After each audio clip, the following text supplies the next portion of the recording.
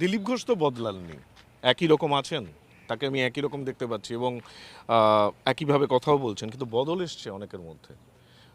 আমরা কিন্তু দেখতে পাচ্ছি যে রত্না দেবনাথের স্বামী, আপনাদের বিধায়িকা রত্না দেবনাথের স্বামী, তিনি ওই দণ্ড মহোৎসবের প্রণামীর বাক্স চেয়েছেন, এই নিয়ে একটা ব্যাপক বিতর্ক হয়েছে। অনেক লোক নূতন এসছেন পার্টিতে, তারা বিজেপির রীতিনীতি এখনও জানেন না বা অ্যাডমিনিস্ট্রেশন কী করে চলে জানেন না। সাধারণ মানুষ এসেছেন, তাদের মনে হচ্ছে সমস্যার সমাধান এটা নয়। সেই জন্য তার যে অথরিটি আছে, ওখানে সরকার আছে, পুলিশ আছে, মন্দিরের কমিটি আছে, নিশ্চয়ই কিছু উল্টোপাল্টা হলে এটা বন্ধ করা উচিত। তিনি এটা সমাধান ভেবেছেন, তো সেটা নিয়ে চিন্তাভাবনা করা উচিত। আরেকজনের কথা বলবো, ব্যারাকপুরের একজন বিধায়ক, তার বিরুদ্ধে ওখানকার নামী একটি বিরিয়ানি প্রস্তুতকারী সংস্থা, তারা এফআইআর করেছেন যে তিনি টাকা চেয়েছেন। যদি কেউ টাকা চায় নিশ্চয়ই এফআইআর হবে। আমি তো বলছি গত 15 বছর ধরে যারা যারা টাকা চেয়েছে তাদের বিরুদ্ধে এফআইআর হয়েছে। আইন সবার জন্য সমান, আর এটা আমাদের পার্টি করে দেখাবে এবং সরকার করে দেখাবে। আমাদের লোক হোক তোমাদের লোক হোক, আইনের জন্য সবাই সমান। লাস্ট আমি একেবারে শেষের দিকে আপনাকে দাঁড় করাবো না, বৃষ্টিও পড়ছে। মমতা বন্দ্যোপাধ্যায়কে আপনি বলছেন মমতা বন্দ্যোপাধ্যায় যদি জিততেন তাহলে হয়তো তৃণমূলটা ভাঙতো না, কিন্তু মমতা বন্দ্যোপাধ্যায় কালকে বারুইপুর যেতে চাইলেন, যেভাবে পুলিশ তাকে ঘিরে রাখলো, আপনি বলছেন যে ডিম থেরাপি যাতে না হয় তার সম্মান করছেন।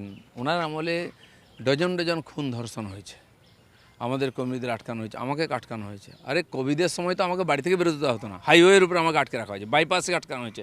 মেদিনীপুর যাচ্ছিলাম হসপিটালে, তখন কিটস আসেনি কোভিডের আমাদের এখানে। আমি দিল্লি থেকে আনিয়েছিলাম একটা 18,000 টাকা দিয়ে ডাক্তারদের জন্য, যাতে তারা সেবা বন্ধ না করেন। মেদিনীপুর মেডিকেল কলেজে দিয়েছি। আমি যাচ্ছিলাম এগরা, আমার তখন লোকসভার মধ্যে ছিল, হসপিটালের কথা হয়েছিল দিতে। আমাকে হাইওয়ের উপরে 45 ডিগ্রি টেম্পারেচার দাঁড় করে রাখা হয়েছিল গাড়ি। তারপরে নেমে আমি হাঁটি 1 কিলোমিটার, আমার সঙ্গে অফিসাররাও হেঁটেছেন, এসডিপিও হেঁটেছেন, এসডিও হেঁটেছেন। স্যার আপনি অসুস্থ হবেন, আমি রোদ্রে হাঁটা লোক, আপনিও অসুস্থ হবেন, আপনি বসুন গাড়িতে। আমাকে আটকা রাখা হয়েছে। এখনও মমতা ব্যানার্জিকে আমরা সেটা করিনি। সেনার শান্তিতে থাকুন 6 মাস, না কে তো বিজেপির ভরসা রাখুন, মুখ্যমন্ত্রীর ভরসা রাখুন, তিনি সমাধান করবেন। উনি তো পারেননি, ফেলিওর মুখ্যমন্ত্রী। কিন্তু 2 মাসের মধ্যে তো অনেকগুলো ধর্ষণের ঘটনা বাংলায় হয়েও গেছে। অনেকগুলো হয়নি, যে ট্রেন্ড চলে এসছে রাতারাতি সব পাল্টে যাবে না। সেই ক্রিমিনালরা যত না ভেতরে যাচ্ছে, ঠিকমতো উদাহরণযোগ্য সাজা পাচ্ছে, কিছু কিছু ঘটনা হবে, আমি অস্বীকার করি না।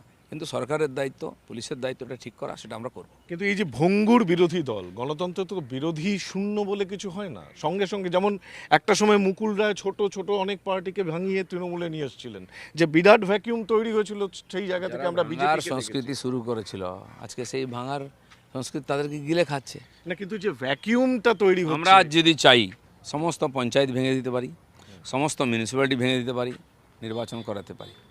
আজ পর্যন্ত করিনি 2 মাস। আমি কালকেও প্রধানদের বলেছি, আপনারা এসে পার্টিতে নিজের প্রধানের অফিসে বসুন।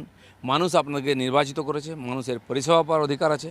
মানুষকে ঘোরাবেন না, তাহলে বাড়ি ঘেরা হবে।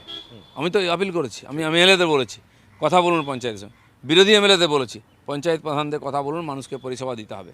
4 বছর ধরে নারেগা বন্ধ ছিল, আমরা শুরু করেছি, মানুষকে কাজ দিতে হবে। অনেক জায়গায় বিজেপির অল্প সদস্য তারাই চালাচ্ছেন, সংখ্যালঘু বাধ্য হয়ে প্রধান 114 জন প্রধান রিজাইন করেছে, তো মানুষকে পরিষেবা কে দেবে? এটা কি রকম ট্রেন্ড? তো যদি যারা চুরি করে জিতেছে তাদের হিম্মত নেই সামনে আসার, যারা লুট করেছে, পাবলিক জুতো মারছে, প্রধানের স্বামীকে সাইকেল থেকে নামিয়ে মহিলারা জুতো পেটা করছেন, বলুন তার জন্য আমরা দায়ী আছি নাকি?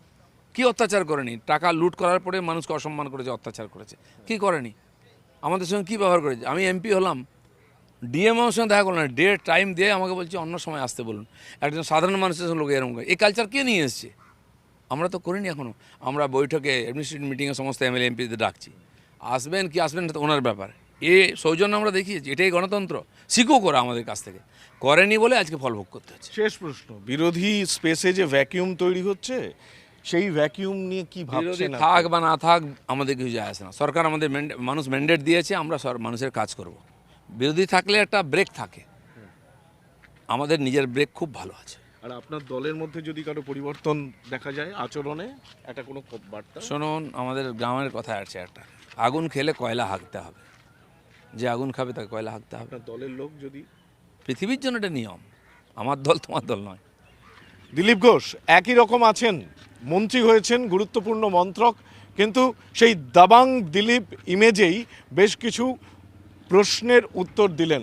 সবথেকে বড় কথা, বিজেপি ক্ষমতায় আসার পরে অনেকের মধ্যে পরিবর্তন দেখা দিচ্ছে, তাদেরকেও কিন্তু সতর্ক বাণী শোনালেন দিলীপ ঘোষ। ক্যামেরায় অমিত দাসের সঙ্গে সৌরভ গুহ, TV9 বাংলা, কলকাতা।